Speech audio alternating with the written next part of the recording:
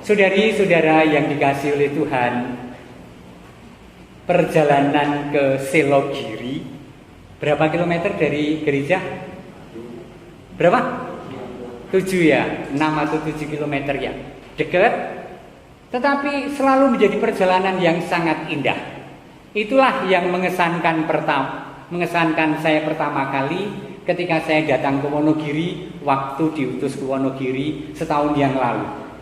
Jadi saya mengikuti Google dari Jogja diarahkan ke Selogiri, pertigaan lalu ke kanan menuju arah Wonogiri kan. Jalannya ya ampun alus, jembar, kanan kiri sawah. Terus di sana ada gunung-gunung yang berlapis-lapis, di sana juga sangat indah menurut saya, ngawe-awe. Dan setiap kali saya melewati jalan itu, saya sangat sukacita hati saya. Bagi saya itu juga favorit saya untuk menyegarkan diri, masuk ke sawah yang kulon dalan kan ada beberapa jalan 2 atau 3 jalan masuk yang hanya rumput-rumput dan ting jelgong karena tanah. Menyenangkan sekali. Dan kalau pagi, terutama kalau masa panen atau masa mencangkul, kuntulnya banyak sekali. Ribuan loh, bukan ratusan loh. Banyak. Menyenangkan. Dan sekarang sudah mulai tandur dan hijau. Tadi saya kesini ada sinar matahari. Aduh indahnya, aku mau berhenti tapi kok jamnya sudah mepet. Jadi saya nggak berhenti. Tetapi saya sangat bersukacita mengalami pengalaman indah. Walaupun saya juga orang desa di Wonogiri ini. Setiap kali. Dan kemudian kemarin saya bertanya pada seseorang, Mbak itu cerita nek duwe tanah ning sekitar itu Wetan Dalan. Baik besar tanahnya. Mbak, niko tanah pemerintah napa tanah pribadi nggih? Saka Gepura Wonogiri tekan Selogiri niku. Nek jawabe tanah pribadi niko romoning niko jalur hijau. Pra untuk didirikan bangunan. Alhamdulillah. Nanti akan selamanya indah. Saya bayangkan kalau itu menjadi rumah-rumah, aduh hilang. Sayang sekali karena itu ngawe-awe setiap orang untuk ayo datang kam gitu kan ke Wonogiri, kota yang sangat indah. Oke, itu pembukaan saya. Saudara-saudara yang dikasihi oleh Tuhan, firman Tuhan hari ini mengajak kita untuk menjadi tua atau temuwo. Kalau Anda yang sudah berumur kemudian dikatakan oleh orang lain mengatakan wong tua kok bocai kayak anak kecil, sakit apa enggak? Sakit enggak? Ya sakit ya, nek sakit kebangetan. Wis tuwa mel nekeran, dolanan layangan ra ditanggung jawab. Malu dong. Sakit walaupun memang nyatanya begitu gitu kan. Bocai ora dewasa, ora temuwo. Tetapi kalau ada anak muda, bahkan anak SMA misalnya atau mahasiswa, kemudian orang membisikkan bocah kae temuwo lho. Seneng napa mboten? Seneng, karena dianggap tua itu artinya dewasa dalam hal spiritualitas, dalam hal intelektualitas, dalam hal sosialitas, menimbang cara menyapa, berkomunikasi, cara bertanggung jawab, cara beriman, mempercayakan diri pada Tuhan. Jadi milih bocai nopo milih nuani? Napa? Nuani ya kan? Apa meneh yen?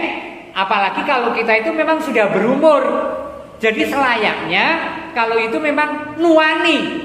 Nuani itu artinya secara kejiwaan, intelektualitas, sosialitas itu mengendap, tua, menep, bisa jadi contoh guliani, bisa menjadi teladan untuk yang lain. Amin. Nah, Paulus, kenapa saya matur begitu? Karena Paulus hari ini bercerita, menulis surat kepada Timotius yang jauh lebih muda. Bahkan Paulus menyebut Timotius itu sebagai anakku dalam iman. Dia menyebut anak dalam iman.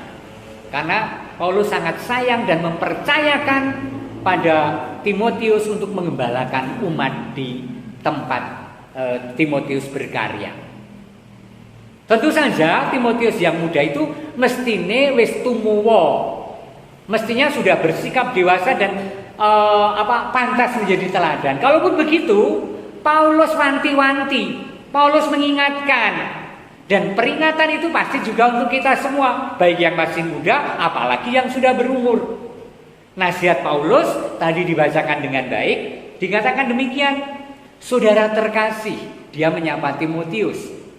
Saudara terkasih, jangan seorang pun menganggap dirimu rendah karena engkau masih muda. Jangan orang ngemengke, jangan orang menganggap kita bocai walaupun kita masih muda. Jadilah teladan bagi orang beriman. Jadilah teladan bagi siapapun yang percaya pada Tuhan. Kalau mau percaya pada Tuhan, lihatlah aku. Caraku beriman, caraku bertanggung jawab dalam hidupku, caraku memuliakan Tuhan di dalam kehidupanku. Terus, jadilah teladan bagi orang-orang beriman dalam hal apa saja. Dalam perkataan, tutur katanya. Ora kasar, ora seneng miso, ora gampang ngadili wong liya, gitu. Dan tingkah laku dan tindak tanduk. Bahasa tubuh kita menampakkan bahwa saya itu respect pada sesama, bahwa saya itu menaruh hormat pada lawan bicara, bahwa saya itu tahu bagaimana saya di tempat ibadah, bahwa saya itu ditangkap oleh orang lain, bahwa saya menghormati apa yang kamu imani, dan seterusnya. Tingkah laku menunjukkan kedewasaan dan tidak bocai katanya. Dalam hal kasih, dalam hal bagaimana neresnani, mengasihi, mencintai kehidupan kalau lebih luas, atau sesama, atau tanggung jawab, atau keluarga.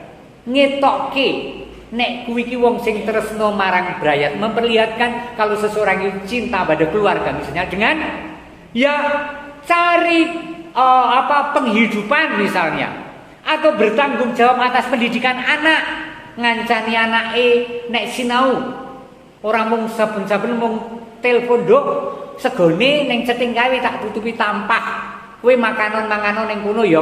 Dan seolah-olah dengan itu saya sudah menjadi ibu yang bertanggung jawab walaupun saya kesana kemari. Pagi-pagi bangane dadak masak wis turu wae wong bubur yang murah. Saben dina ditukokke bubur. Nah, tentu saja ada tanda-tanda seorang itu dewasa, diantaranya adalah dalam tanggung jawab hidup, dalam ungkapan cinta. Kesetiaan itu juga menunjukkan kedewasaan. Seorang yang setia pada tanggung jawab, pada panggilan hidupnya, itu menampakkan wong kuwi pasti orang-orang yang temuwo, karena menghidupi kesetiaan dan orang molak-malik. Terus, dan kesucian tentu saja ibadah.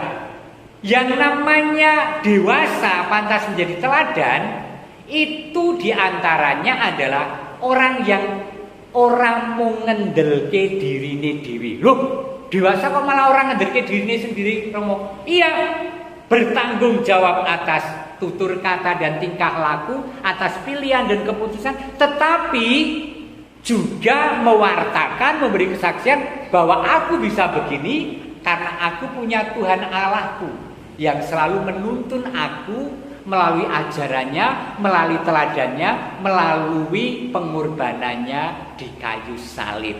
Amin.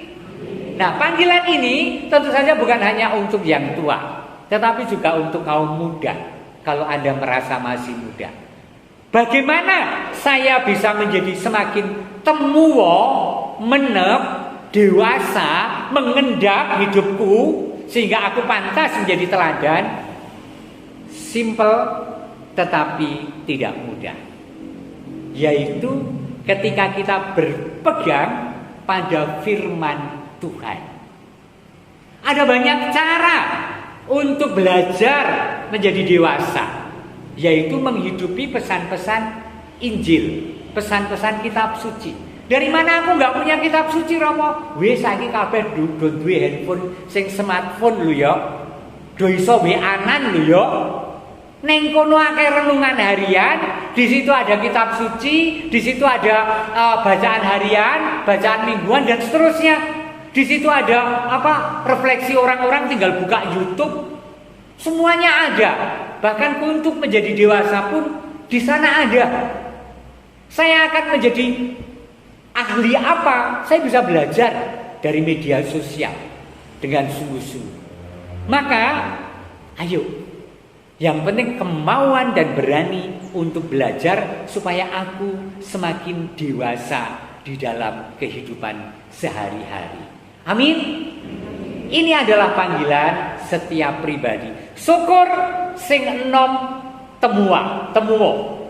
Syukur yang tua tidak bocai. Tetapi memang sesuai dengan umur, aku memang layak menjadi teladan. Apalagi aku adalah seorang Kristiani.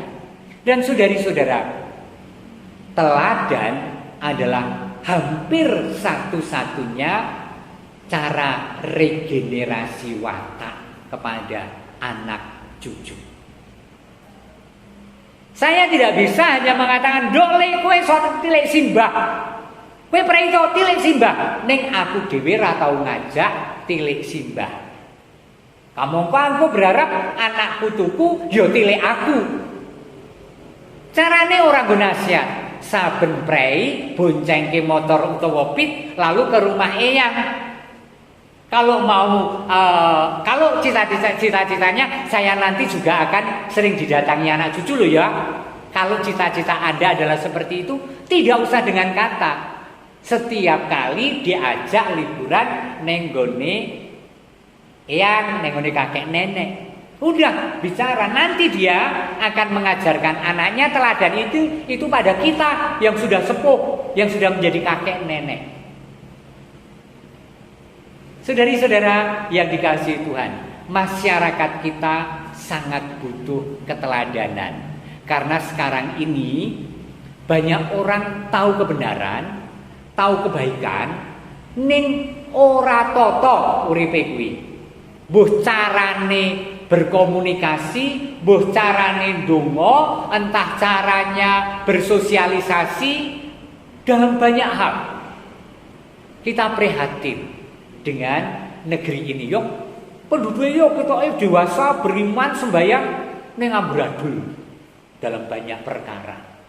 Kita berdoa, dan siapa yang pantas menjadi teladan untuk memulai kultur baru, yaitu kultur menep, dewasa, temuo dalam iman dengan ukuran-ukuran keutamaan yang diwartakan oleh Tuhan melalui kitab suci. Ya awake dhewe kuwi para penderek dalam Gusti. Amin. Ini poin yang pertama.